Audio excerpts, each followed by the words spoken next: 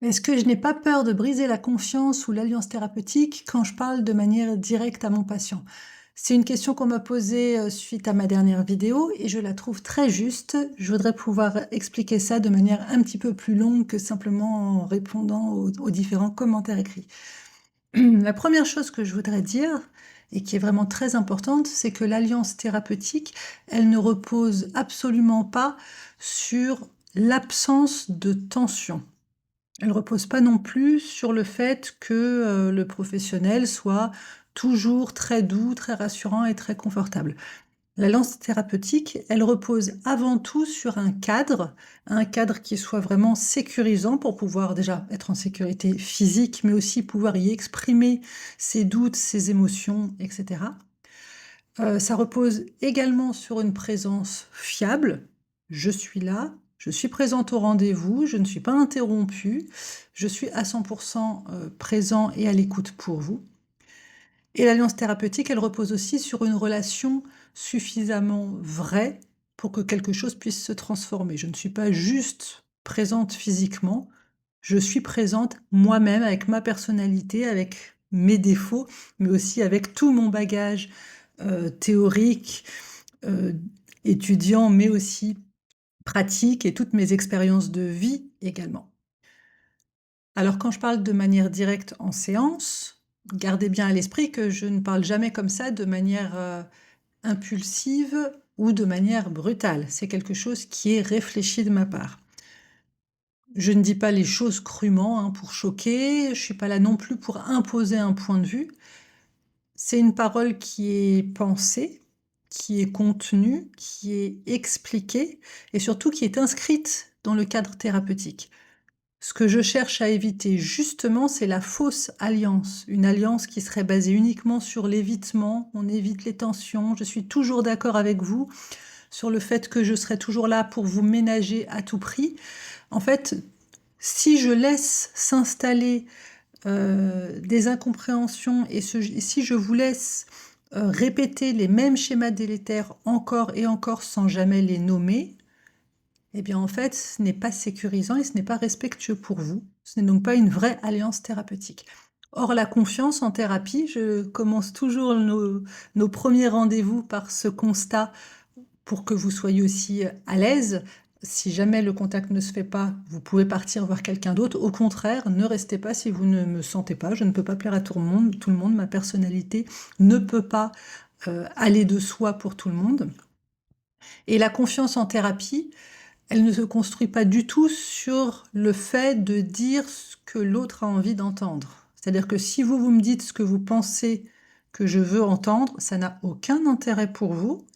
Et si moi, je ne vous dis que des choses que vous avez envie d'entendre, de même, ça n'a aucun intérêt pour vous.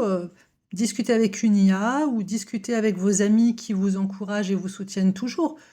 Mais ne dépensez pas votre argent pour venir me voir si c'est ça que vous recherchez dans une thérapie. Clairement, je ne suis pas la bonne personne pour ça. La confiance, ça se construit forcément sur de la cohérence. C'est-à-dire, il y a une cohérence entre ce qui se vit dans la relation et ce qui peut être mis en mots. Ça se construit sur le fait que, le patient doit sentir que son thérapeute est présent, engagé, attentif à tout ce qui se joue et y compris quand c'est inconfortable et surtout quand c'est inconfortable. Si je mets pas le doigt sur ce qui ne va pas, encore une fois, monologuez devant votre miroir et ça ira tout à fait bien. Alors parfois, oui, comme je vous disais dans cette fameuse vidéo, parfois la parole directe vient mettre un petit peu l'alliance thérapeutique à l'épreuve. C'est normal. C'est le travail de l'alliance thérapeutique. Rappelez-vous que Freud parle de transfert contre transfert, il y a ce travail de tension et de toute façon dans toute relation humaine authentique, il y a des moments de tension qu'il faut traverser à 2 et si on ne peut pas, eh bien c'est que la relation ne peut plus aller plus loin. Ça ne veut pas dire qu'elle n'était pas authentique jusqu'à présent, ça veut juste dire que par souci d'authenticité, pour éviter une relation fausse, parfois il faut savoir s'arrêter.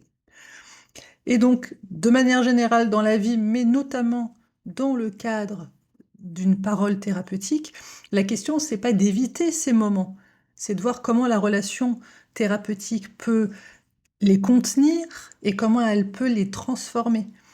Et Très souvent, quand la parole est posée avec clarté, avec respect, elle ne détruit pas l'alliance, elle la renforce. De même, quand ça m'est déjà arrivé plusieurs fois que un patient ou une patiente vienne me voir en me disant ce que vous m'avez dit la dernière fois, ça m'a mis en colère. Ou il y a 6 mois, vous m'aviez dit telle chose, et aujourd'hui, je veux qu'on en reparle parce que je ne suis pas d'accord avec ça. Je trouve ça super, c'est super. Moi, c'est mon travail d'entendre ce que vous avez à m'apporter, sans le prendre personnellement, mais en voyant comment, au contraire, ça peut en dire plus sur vous et comment est-ce qu'on peut travailler ensemble là-dessus. Mais bien entendu que j'ai ma part de responsabilité dans la qualité de l'alliance thérapeutique. Il en va de même dans l'autre sens.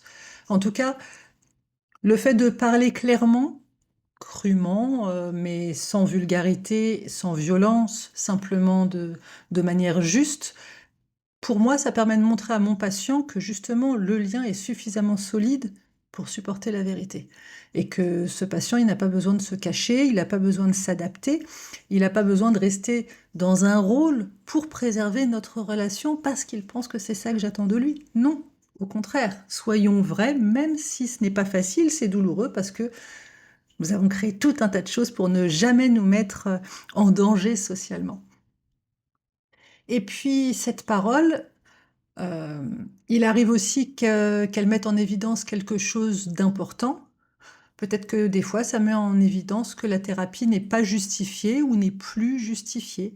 Parfois, ça met en avant que le cadre n'est plus assez sécurisant, ou que la relation ne permet plus un travail sérieux. Il m'est déjà arrivé de dire à des patients ou des patientes que très visiblement, je ne leur apporte pas plus ce dont ils ont besoin. Notre travail ne leur suffit plus. Et donc, je mets les choses à plat. Je mets les pieds dans le plat, comme j'aime bien dire, mais je mets surtout les choses à plat en leur disant quelles sont les difficultés que moi, professionnellement, je rencontre dans cette relation. Non pas pour mon ego personnel, mais pour que cette situation soit profitable aux patients. Qu'est-ce qu'on peut faire pour améliorer ça? Et après, c'est à eux de prendre le temps de la réflexion. Est-ce qu'ils veulent qu'on reparte sur une nouvelle tranche de travail en modifiant justement certains paramètres? Ou est-ce que mon travail avec eux est terminé? Je suis arrivée au bout de nos limites, notre limite conjointe. Et donc à ce moment-là, la relation ne permet plus un travail suffisamment sérieux sur le plan thérapeutique professionnel pour ce patient. Et dans ces situations-là, bien continuer comme si de rien n'était, ce serait bien plus destructeur pour l'alliance que de dire honnêtement et respectueusement, là, clairement, il y a une limite. Et ça, je pense qu'il y a beaucoup de gens qui ont du mal à l'envisager, mais mettre fin à un suivi, réorienter son patient, nommer la limite quand on l'aperçoit, c'est pas rompre l'alliance, c'est pas rompre la confiance. Au contraire, je pense que c'est être profondément fidèle, fidèle déjà à mes valeurs et à moi-même, mais extrêmement fidèle à mon patient qui vient m'apporter sa problématique et ses ressentis. Et l'alliance thérapeutique, de toute façon, c'est jamais une promesse de durée. Voilà. Souvent, on me demande combien de temps ça va durer. Bon, ben, comme je vous l'ai souvent dit, euh, généralement, je constate qu'en une dizaine de séances, il y a des résultats très marqués qui se mettent en place. Parfois, au bout de 8-10 séances, mon patient ne revient plus parce qu'il a atteint l'objectif qu'il s'était fixé, il ne veut pas plus évoluer, c'était ce point-là sur lequel il avait besoin de travailler. Pour autant, je ne peux pas vous dire en 3 séances ce sera bon, en 10 ou en 25. C'est un travail, encore une fois, qu'on fait ensemble, et le temps est une variable extrêmement importante en thérapie. Ça ne sert à rien de faire 3 séances par semaine pendant 5 mois pour aller plus vite. De toute façon, le temps, l'évolution de votre vie est très importante aussi. Ceci dit, l'alliance thérapeutique, c'est une promesse de sincérité, de respect et de travail juste. Une promesse que je vous fais, mais c'est une promesse que vous me faites et que surtout vous vous faites à vous-même. Et puis pour finir, j'aimerais rappeler quand même une petite chose essentielle. Là aussi, je vous le disais dans la dernière vidéo, mais je pense que ça mérite d'être un tout petit peu précisé. L'alliance thérapeutique, ce n'est pas une relation amicale, c'est une relation qui est, par principe, par définition même, asymétrique. C'est une relation qui est extrêmement cadrée et elle est professionnelle. Et c'est précisément parce que c'est ce cadre-là qui est défini dès le moment où vous prenez contact, c'est ce cadre-là qui rend notre relation sécurisante, qui fait que vous savez que je ne vais pas en parler, à votre voisin si je le croise dans la rue demain. J'habite un petit village, dans la région, tout le monde se connaît plus ou moins. Voilà, les choses sont extrêmement cadrées. Je ne suis pas votre amie, je ne suis pas là pour vous dire ce que je pense ou vous dire que comme j'ai entendu parler de telle personne qui m'a dit tel truc sur votre femme, alors je vais vous encourager à...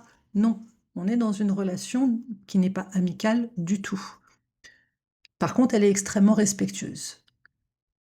Donc pour répondre à cette question, non, j'ai pas peur de briser la confiance que mon patient a mis en moi quand je lui parle de manière directe. Ce qui me fait par contre peur, que je redoute et ce à quoi je porte une attention très précise, c'est justement à de ne pas laisser s'installer de non-dits, de rétablir très vite les choses si je vois qu'il y a de la confusion, si je me suis mal exprimée, si je n'ai pas moi-même suffisamment respecté le cadre que j'avais posé. Et puis surtout, au maximum, il faut éviter que s'installe toute situation d'évitement.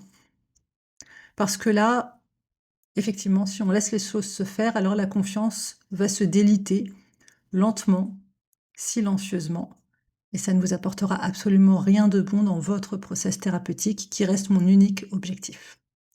Bonne fin de journée, bye bye.